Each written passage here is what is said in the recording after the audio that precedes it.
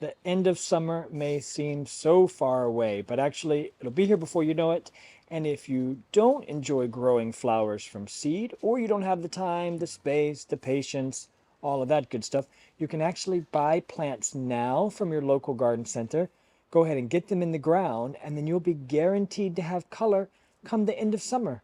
And that's what we're doing today, right, Lars? That's true. I'm taking away your intro. Take it away. I'm taking away your intro.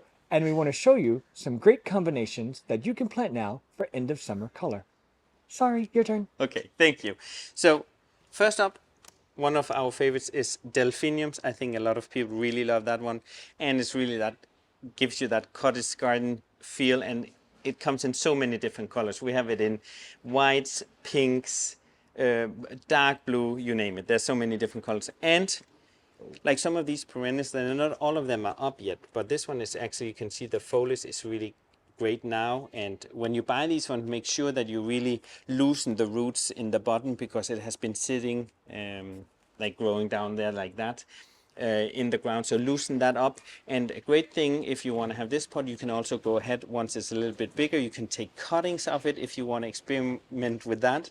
And also division is really nice to get free extra plants. So a lot of these ones you can divide it, and then you have lots more, so you don't have to go out and buy 20 of these pots here. So by over time, if you're patient, you can get lots more. And a lot of these perennials you can also take seeds of, which I think a lot of you know we But do. we just did the intro that said if you don't have the time, Yeah. the patience, or the desire. Yeah, that's true, but I love taking seeds, and it's a great way. But if you do cuttings or division, it'll be the same color, yeah, of the perennials here. But this one is a really great one and good for in the back. It's really tall. And another one to mention is the Rollige here, is really nice as well. I also love the foliage. You can get it again in so many different colors. This one loves the sun, and if you have also really poor soil, is also loves that too. It's also very drought tolerant actually. Geranium is also a really nice perennial, and most of them have really nice foliage that really gives great cover if you have a lot of bare soil. So that one is really great and comes in a lot of different colors, some early, and you can get some very late in the season. So that one is a really great one as well. Then we have this one, Ehrenpreis, is also nice. You can get them in pinks, blues. It's a really Purple, nice like one. the package says. Yes. Or blue, right? I think No, it's purple. Yes. You know you're a little colorblind, I which am a probably little- explains a lot about our Great, garden. thank you for letting everybody know. But that one is really nice. Well, you can get some really, a lot of these perennials, there's different varieties. Some are really low if you have on the border. So do plan on that when you have perennials, that if you want to have them close to the border, middle ones, or more in the back. But great thing about, if you made a mistake, you can always move them in autumn and plant them further in if it's too tall. And here's one of your favorites, the blanket flower, Let's all take a the minute. cookade, to pause. Look at So that. this one is really nice. You can get them in a more like a reddish color, like one color, and then there's one that has yellow and red together, and one is like a peachy color. We do love this one. Can sometimes be a short-lived perennial, so I always make sure that I take some seeds, or like you can just really don't cut it down too early in spring, because you want to make sure that it bounces back. But that one is so nice, and one of the perennials that flowers all summer into the first frost. Exactly, You just especially if you deadhead. deadhead it. Yes, Exactly. you were about to say that. So another great row of combination is the Echinacea, here in a beautiful white one, but also the traditional pink one is really nice. Flowers for a very, very long time, and all the way until the frost comes. And even with the seed pots, a lot of the perennials are really great. They just stand very nicely. And this one is really great for the insects, the bumblebees, and we love those in the garden. And together with, not everybody loves yellow, but I love, but the Phlomis has, I think it's a very, settle yellow. But even if it flowers early during the season, we leave the seed pod standing, because it's really great as with decoration for winter, and the birds also love to take the seeds out. Yes, we actually discussed this one, whether it should Yep. make the list or not. I think that- it's more of a summer flowering. Oh, great. Now you made a big debate. No, because come the late summer, this is usually finished in our garden. But like Lars said, we leave it because then you have, yeah, the shape of the seed pods. It's really a beautiful one. But And it doesn't, it really towers. It doesn't fall at no, all. it's pretty. So It's it's really, very strong. Yeah. Yeah. so we'll see who's on my team, but this one definitely goes in. Another one here, look at that color. The Hollyhock here, that's really a pretty one. And this one, also I love the foliage. You're not so, for you it's always summer's over when it starts to like just go away or like really get When it starts to wilted die away. back, Yeah, that's yeah, the right. it Yeah, means die summer back. is over. Yeah, but also they are really, yeah. Cottage garden. We have a lot on the island on different areas in Denmark. That's really symbols. Cottage garden, idyllic. So definitely this one is great. I'm doing a bunch of seeds, by the way, along the fence. I want different colors. And if I should say something, it's best to have these simple ones. Not that you can get one that where the flowers really double. These ones, the traditional ones, are the best for the bumblebees and insects For in all the general, pollinators, because otherwise it's really hard for them to go in there. So don't make it too hard for them to work. But this one is really great, tall, needs to be tied up. It easily falls. So, but it's great and comes in so many different colors. And then another one that's really for late is this one, the Anemone. You can get low varieties, also taller ones. They also doesn't need any staking. You can get them in whites, pinks. They are really pretty and also nice over very late until the first frost they stand. And the foliage is really great if you have trouble with weeds. The foliage really covers. Nothing can almost live under the foliage there. So that one, first established, is super easy. And the last in this combination row is the Monarda. This one is really nice. You can get them in reds, pinks, light, purple also. Yeah, And all sorts of colors. it's just, some of them, it's also great that you have something combined with scents. This one is really, smells really nice. And So it really lives up to the name Bee Balm. They go crazy they for do. this guy. So that was that row. We've moved to the tropics now for another Right. row. And this one has really great and long flowering, the catwood. And this one is great for the insects. It's really a magnet for bees. And you can get low varieties really and really taller ones. Some kind of like gets a bit more bushier, but some of them are really compact and great for the front. You can also have them for pots, and they flower for a very long time and also very drought tolerant. These ones are really great, also smells really nice. Not everybody loves them. But also this one is for when the early the new buds are coming here, you can do cuttings. So that's a great And one. those cuttings are pretty easy. Yeah. Yeah. And then we have this one. That's actually a lot of perennials are somehow in one or another way poisoned, but this is a storm hat. So this one I always handle with care when I touch around the plant or anything. Don't eat it. No, don't eat it.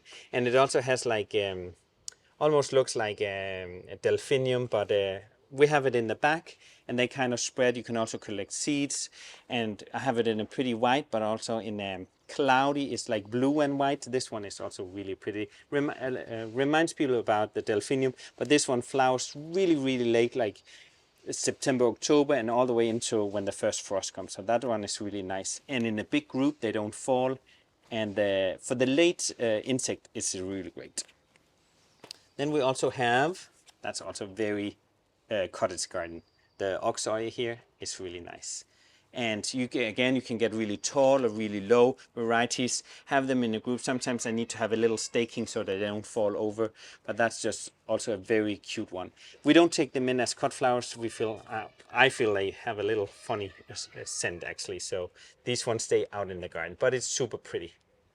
Last one in this combination row here is one of Alan's favorites, the Astrantia here. Yes. The Stjerneskerm. It's really nice. Great, and also bouquets, but just out in the garden. You can get them in pinks and Burgundy. really We have nice a really one. nice burgundy one as well. Yeah.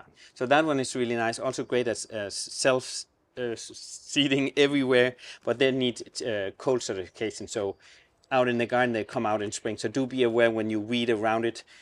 Also with the other ones, some of them are great self-seeders, and then you can find new baby ones. So that was this one. Okay, so now the last combination here. And as you can see, I love yellow. Yellow just gives you so much. This is skønhedsøje, and it has a very long flowering time. And in also when we speak about all these perennials in general, it's really great, which Alan loves, but deadheading helps to prolong the flowering period, so that's really nice. But this one also, the foliage, as you can see, has this really fine foliage, so I love this one, and it's not too high, so it's out in the front where I can really see it, so that one is really a great one too. We have also sedum, that just the foliage for a very long time, it has the foliage is really nice and great. You can do cuttings of these ones too. I have them in a dark foliage one, really nice at home as well. I have them with a white flower, but also reddish, and they stand just with the color here for a very long time. Great inside bouquets as well, and that's a very nice plant and very hardy. It can really sit in full sun and poor soil actually. Then we have also another one. We have so many favorite ones here. The alunrod here is also nice. Gets these really spiked towers, but doesn't fall at all. But these flowers is really nice. Flowers for a very long time. And then after the flower, also the foliage is very nice. And nowadays you can get them where they have like two-tone colors. The foliage, you can get them almost in black as well. So, and in white, so many different colors of the flower as well. But it's most of the time almost evergreen, and it's also great in combination with summer flowers in a pot as well, but out in the front is nice. You do get the flower stem will be very tall, but it's in the front so you can really enjoy it. And the last in this combination is the asters. That really gives you that pop of color for late summer, autumn almost. So different kind of colors as well. You can get this one in very low variety, but also you can get them much taller. Some of them need staking, so do be aware if you get the asters here.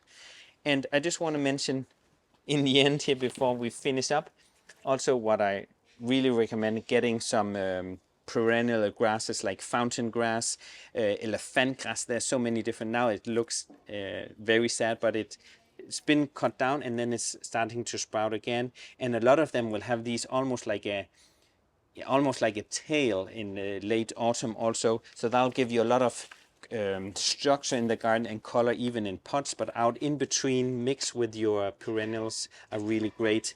And even this one, the slangegræs here, is also really nice. Look at that dark color. It gets white flowers, but in a pot together with some perennials, it's just pretty. So do have some different kind of, I call them perennial grasses that come back every year again. It's really nice combination with the perennials. So I think that was it. So I think that was a great rundown of things you can plant now.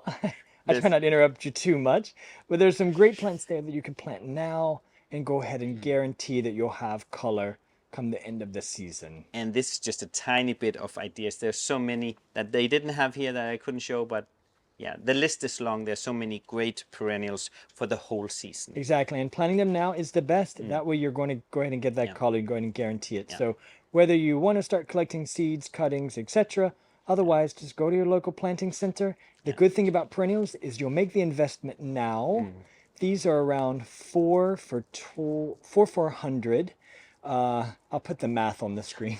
4 for 100 kroner, but you'll make that investment now, and next year you won't have to, because these are perennials and they'll come back. So instead of popping in annuals every year, go ahead and make that initial investment for some perennials, and you'll be glad you did. And I would also say, like, maybe go out and try new colors, and try and bring in some new colors. And like even yellow, I would try yellow and purple.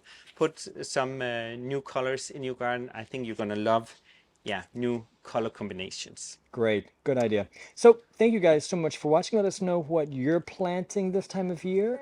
And now we have to put all these back. Okay, so thank you for watching. Moin. Bye.